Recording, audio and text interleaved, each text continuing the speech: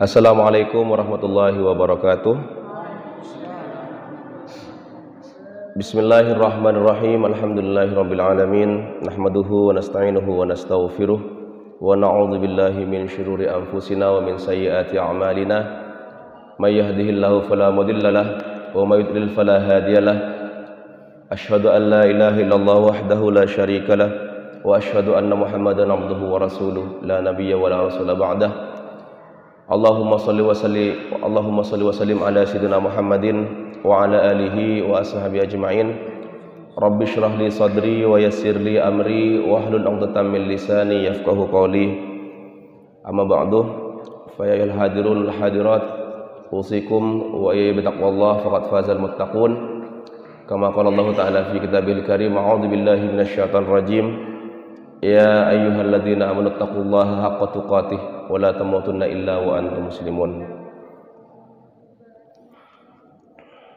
Saudara-saudaraku kaum muslimin rahimani wa rahimakumullah, alhamdulillah kita bersyukur kepada Allah. Allah berikan kesempatan, kesehatan kepada kita untuk bisa thalabul ilmi, untuk bisa datang ke majelis ilmu ini. Semoga kita termasuk orang-orang yang dikehendaki menjadi baik oleh Allah Subhanahu wa taala, sehingga difaqihkan dalam ilmu agama, difaqihkan urusan agama. Kemudian semoga kita dimudahkan oleh Allah langkah-langkah kita ke surga, amin ya rabbal alamin. Shalawatullah wa salamuhu, salawat serta salam dengan talafut Allahumma shalli ala Muhammad, semoga tetap tersambungkan kepada baginda Nabi kita Nabi Muhammad sallallahu alaihi wasallam. Tema kajian kita pada malam hari ini yaitu adab-adab makan dan minum. Dalam surah Al-Baqarah yang dibacakan oleh Mas Zaki tadi, a'udzu billahi minasyaitonir rajim. Ya ayyuhan nasu kulu mimma fil ardi halalan thayyiban wa la tattabi'u khutuwatis syaitan innahu lakum aduwwum mubin. Ya ayyuhan nas, wahai sekalian manusia, wahai manusia, kulu, makanlah. Jadi di sini ada fi'il amar, kata perintah, kulu, makanlah oleh kalian. Apa yang, dari mana makanannya dan apa yang dimakan? Mimma fil ardi halalan thayyiba, makanlah oleh kalian apa yang ada di bumi, halalan yang halal, thayyiban yang baik. Jadi tidak hanya halal saja tapi yang baik juga. Tidak hanya baik saja tapi harus halal yang dimakan itu. Memang ada ustadz yang halal tapi enggak baik. Ada. Kacang halal apa tidak? Halal. Kacang itu halal. Tapi bagi orang-orang yang kena asam urat itu tidak baik, tidak thayyib. Jadi gula itu halal. Tapi bagi orang-orang yang terkena diabetes itu tidak baik. Ada yang halal tapi tidak baik. Ada yang baik tapi tidak halal. Ada makanan-makanan luar negeri itu bagus-bagus tapi kadang pakai minyak babi cara masaknya. Itu tidak halal walaupun makanannya baik. Kemudian ayat ini dilanjutkan dengan wala tattabi'u, dan janganlah kalian mengikuti khutuwatis syaitan, langkah-langkah syaitan. Janganlah kalian mengikuti langkah-langkah syaitan. Jadi syaitan itu dalam menjerumuskan manusia, menggoda manusia, mengajak manusia kepada kemungkaran, mengajak manusia kepada keburukan, mengajak manusia kepada perbuatan keji, itu mereka ada langkah-langkahnya. Ketika mereka mau ngajak manusia pada minum khamr, Tidak langsung diarahkan langsung minum khamr, ada tahapan-tahapannya biasanya. Tiba-tiba ada seseorang dirayu, ayo kamu gabung ke kelompok ini, kamu gabung ke organisasi ini misalkan. Di situ sering ngumpul-ngumpul malam-malam, akhirnya orang itu gabung.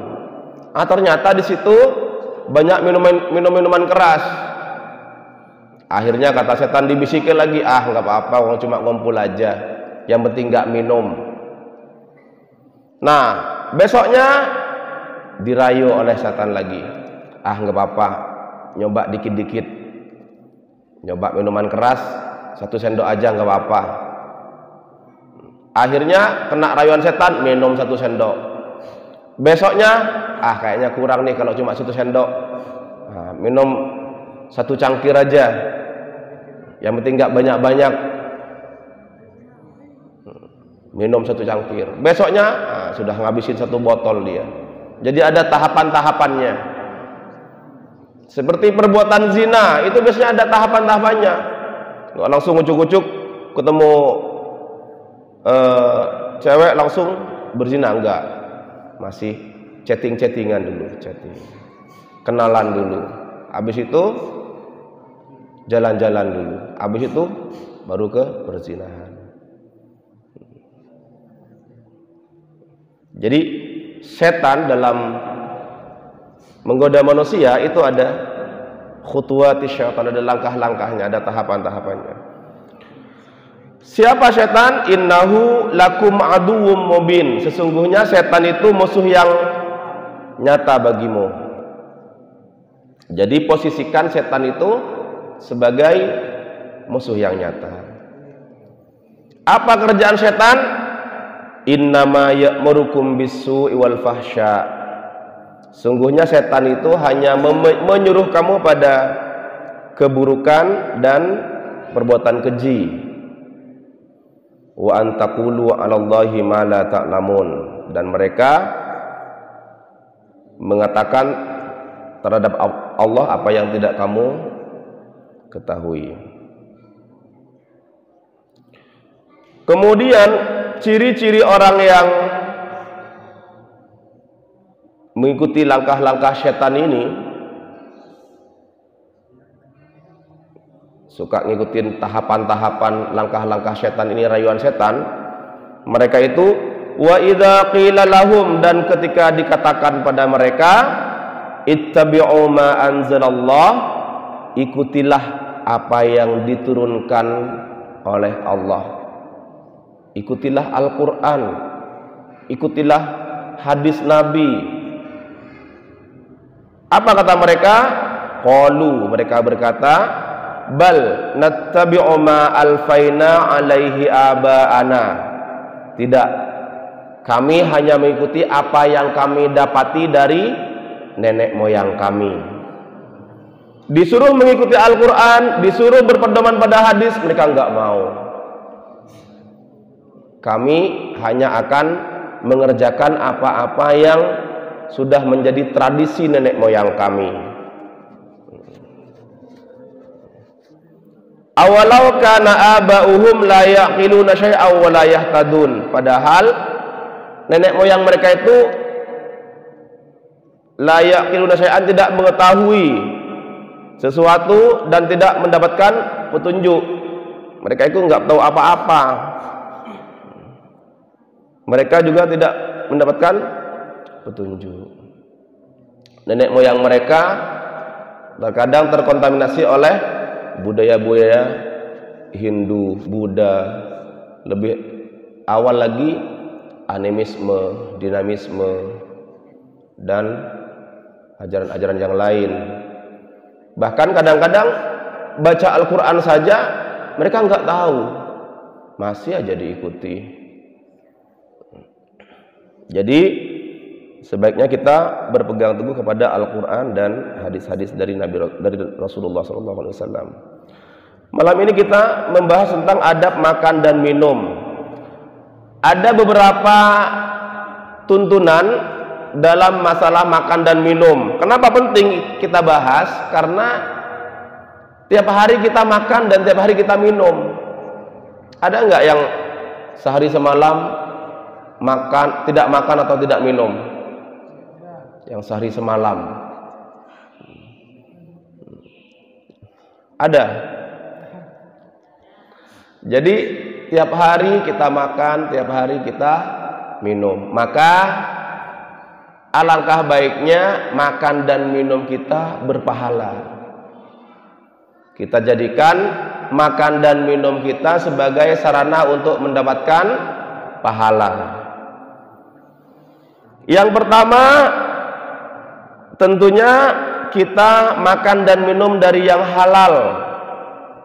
Diusahakan apa yang kita makan, apa yang kita nafkahkan ke keluarga, itu dari sesuatu yang halal, baik zatnya ataupun prosesnya. Ada sesuatu yang haram, haram dari zatnya. Contohnya daging babi, emang dari sononya dia haram, ya kan? Khomer emang zatnya haram. Tapi ada makanan halal karena prosesnya tidak benar maka menjadi haram. Makan ayam goreng, tapi belinya pakai uang hasil mencuri, belinya pakai uang hasil korupsi dan sebagainya. Makanan-makanannya menjadi makanan yang haram, haram prosesnya. Pisang itu halal, tapi dari mana dapat pisangnya? Tadi malam ngambil di kebun tetangga, jadinya haram. Itu haram melalui prosesnya. Jadi yang pertama yang harus kita perhatikan adalah kita harus makan dan minum dari yang halal. Ada teman saya seorang anggota DPR, dia itu tidak mau makan ya barang-barang syubhat, apalagi haram, karena anaknya ditahfidkan. Saya nggak mau makan yang syubhat, nggak jelas halal haramnya, apalagi yang jelas-jelas haram, karena anak-anak saya mau ditahfidkan. Jadi mulai sekarang kita perhatikan, ini yang mau saya makan ini halal apa haram, yang saya nafkahkan untuk anak istri saya ini halal apa haram. Mulai itu kita perhatikan. Kalau hasil nyolong punya temen, jangan bangga. Tadi malam saya dapat uangnya ini, saya ambil aja. Mulai kemarin dia itu bikin kesel misalnya. Jangan bangga, itu haram.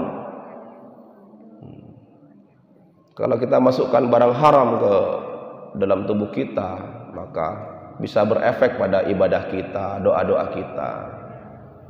Jadi pastikan apa yang masuk ke dalam tubuh kita itu halal.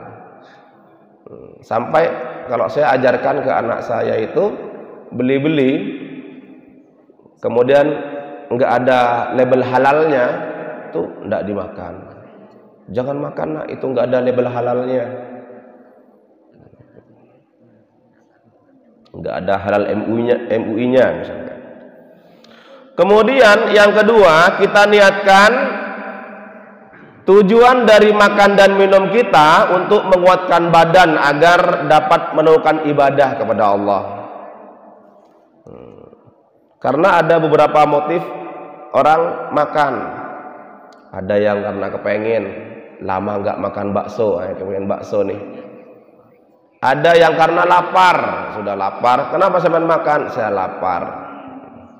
Ada yang karena menghargai teman, Mas Zaki raktir saya, Ustadz dimakan Ustadz. Nah, karena saya menghargai Mas Zaki, saya makan. Itu makan karena menghargai teman. Jadi yang berpahala itu gimana Ustadz? Niatkan pertama makan kita itu karena memang diperintah oleh Allah, kulu, makanlah oleh kalian. Kemudian niatkan untuk supaya kita kuat, sehat untuk bisa beribadah kepada Allah. Kemudian yang ketiga, baca basmalah. Mau makan, mau minum itu baca basmalah. Kata Nabi, "Idza akala ahadukum falyadhkur ismallahi ta'ala." Apabila salah seorang di antara kalian makan, maka hendaklah ia menyebut nama Allah. Fa in nasiya ayat qurasmallahi ta'ala fi awwalihi falyaqul bismillahi awwalahu wa akhirahu. Kalau lupa tidak baca basmalah pada awalnya, maka waktu ingat baca bismillahi awwalahu wa akhirahu. Itu hadisnya. Mas Yubi makan, lupa nggak baca basmalah. Pas di pertengahan ingat Mas Yubi, wah iya ya, tadi aku nggak baca basmalah. Maka apa yang harus dibaca oleh Mas Yubi? Bismillahi awwalahu wa akhirahu. Hafal? Bismillahi awwalahu wa akhirahu. Kenapa harus baca basmalah, Ustaz? Jadi kalau makan bismillah gitu. Kalau misalkan dilengkapi, Ustaz, bismillahirrahmanirrahim, tidak masalah. Contohnya itu bismillah makan. Kalau minum, Rasulullah minumnya ada air bismillah, diteguk 3 kali alhamdulillah, minum lagi bismillah, klek 3 kali alhamdulillah. Masih haus, minum lagi bismillah, ceklek alhamdulillah. Seperti itu contoh dari Rasulullah. Jadi kenapa harus baca basmalah? Inna syaitan yastahillu ta'am alla yudhkar ismallah alaih. Sesungguhnya setan itu menghalalkan makanan yang tidak disebutkan nama Allah di situ. Jadi kalau kita makan tanpa baca basmalah, setan-setan itu ikut makan bersama kita. Tapi kemudian kalau kita ingat di pertengahan, bismillahi awwalahu wa akhirahu, tiba-tiba Mas Dani ingat bismillahi awwalahu wa akhirahu, setan itu kabur memuntahkan makanan-makanan yang sudah dimakan tadi. Jadi makanan yang dibacakan basmalah itu setan tidak mau makan makanan seperti itu. Jadi jangan lupa makan minumnya baca basmalah. Kemudian kalau sudah makan memuji Allah. Di antara doa yang sahih yang dapat diamalkan dan memiliki keutamaan luar biasa adalah doa yang diajarkan dalam hadis berikut dari Mu'adz bin Anas dari ayahnya. Ia berkata, Rasulullah bersabda, "Man akala ta'aman," barang siapa yang makan makanan, faqalah, kemudian dia mengucapkan, "Alhamdulillahilladzi at'amani hada wa razaqanihi min ghairi haulin minni wala quwwah." Baca doa ini, ghufira lahu ma taqaddama min dzambihi, maka diampuni dosanya yang telah lalu. Ada yang hafal doa ini? Alhamdulillahilladzi at'amani hada wa razaqanihi min ghairi haulin minni wala quwwatin. Maka kalau baca ini setelah makan, diampuni dosanya yang telah lalu. Ada berikutnya yang kelima, tidak boleh mencaci makanan, tidak boleh mencela makanan. Walaupun makanannya tidak enak, tidak boleh dicela. Apa nih keasinan? Tidak boleh. Apa nih gak enak? Tidak boleh. Tidak boleh kita mencela makanan. Kalau mau dimakan, kalau enggak mau diamkan saja, enggak usah dimakan. Ini dari Abu Hurairah radhiyallahu anhu, ia berkata,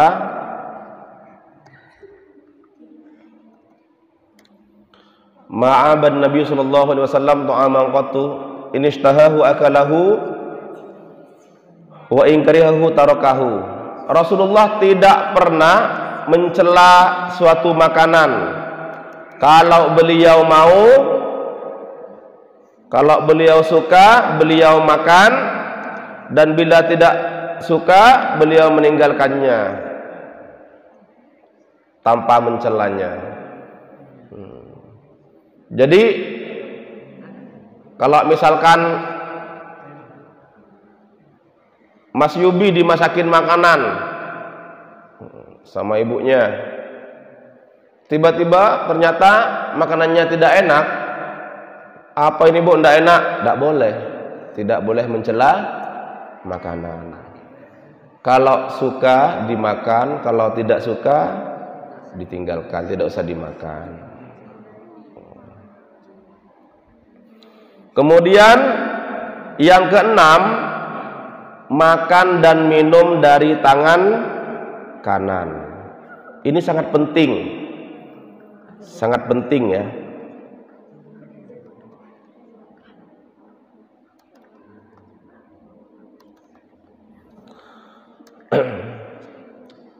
Ada orang kidal, dia kadang makannya pakai tangan kiri, minum pakai tangan kiri, nulis pakai tangan kiri. Kalau nulis pakai tangan kiri nggak begitu ngefek, tapi kalau sampai makan pakai tangan kiri, itu minum pakai tangan kiri, itu bahaya. Apa bahayanya? Yang pertama, diriwayatkan dari Ibnu Umar radhiyallahu anhuma, anna Rasulullah sallallahu alaihi wasallam qala, sungguhnya Nabi bersabda, idza akala ahadukum, jika kalian makan, falyakul biyaminihi, maka hendaklah kalian makan dengan tangan kanannya. Wa idza syariba falyashrab biyaminihi, dan apabila kalian minum, hendaklah minum dengan tangan kanannya. Kenapa? Fa inna syaitana ya'kulu bishimalihi wa yashrabu bishimalihi. Karena sesungguhnya setan itu kalau makan dengan tangan kiri, kalau minum setan dengan tangan kiri. Hadis riwayat Imam Muslim. Jadi kalau kita makan pakai tangan kiri atau minum pakai tangan kiri, itu berarti temannya setan. Banyak tuh kadang di undangan-undangan itu ada makanan. Nah, itu habis itu makan. Karena merasa ini banyak sisa-sisa makanan, dia ambil minumannya, dia minum pakai tangan kiri. Itu sudah tidak sesuai dengan anjuran Rasulullah. Itu temannya setan.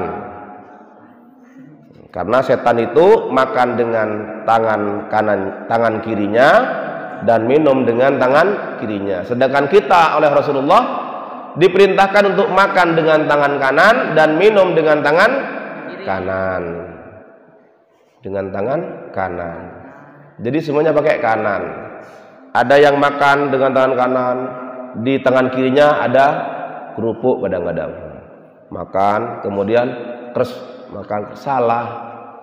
Yang betul, makan nasi pakai tangan kanan, makan kerupuk juga pakai tangan kanan, minum air juga pakai tangan kanan.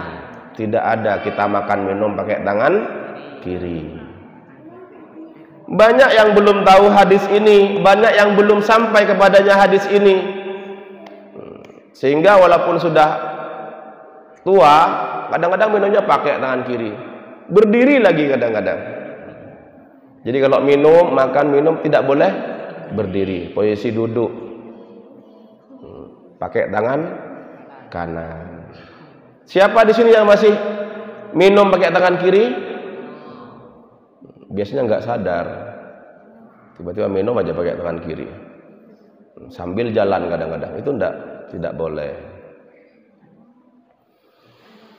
Suatu ketika ada ruqyah bersama, ruqyah massal. Nah, dibacakan oleh ustadznya ayat-ayat ruqyah.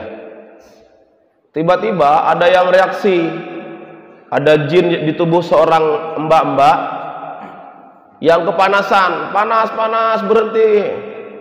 Ditanya diinterogasi sama ustadznya, wahai jin, kenapa kamu masuk ke tubuh anak gadis ini, ke tubuh perempuan ini, padahal dia hafal Al-Quran, dia hafidhoh, dia hafal Al-Quran 30 juz, tubuhnya dimasuki jin, sehingga ketika diruqyah dia teriak-teriak, berontak, reaksi.